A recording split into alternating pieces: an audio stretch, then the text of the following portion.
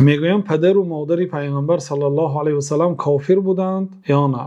واقعا چنین سوالها نه همیشه خوب است مگر برای طالب علمان، برای زیاده کردن علم، برای آنکه در این سوال نه چندان فایده بر سوال دهنده هست، برای آنکه اهل جنت بودن پدر و مادر پیامبر صلی الله علیه و سلم یا اهل دوزخ بودن آنها به دین شما یگان فایده و ضرری را نمی آورد. و در این مسئله 3 قول است. قول یکم این است که پدر و مادر پیامبر علیه السلام در آتش دوزخ هستند، نسأل الله السلامة والعافیه، بنابر ظاهر یک چند حدیث ها. قول دوم این است که پدر و مادر پیامبر صلی الله علیه و سلم اهل جنت هستند. قول سوم این است که در این مسئله باید انسان توقف کرد، یعنی سخن نگفت، برای آنکه پدر و مادر پیامبر صلی الله علیه و سلم از جمله اهل فطرت حساب می شوند. یعنی پیامبر علیه السلام حالا به دنیا آمده، پدرشان گذشت، بعد 40 سال پیامبر صلی الله علیه و سلم پیغمبر شده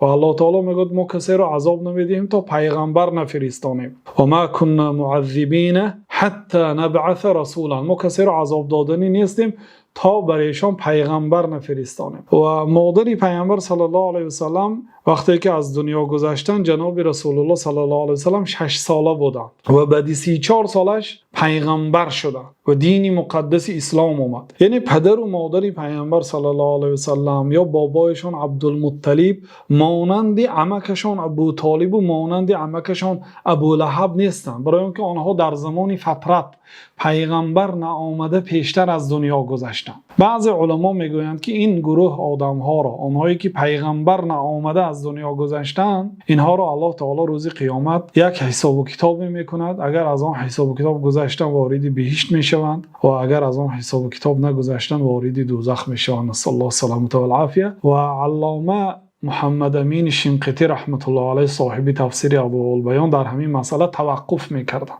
میگفتن در مسئله پدر و مادر پیامبر صلی الله علیه و سلم من چیزی نمیگویم، نمیگویم که وارد بهشت میشوند و نمیگویم که وارد دوزخ میشوند. والله تعالی اعلم.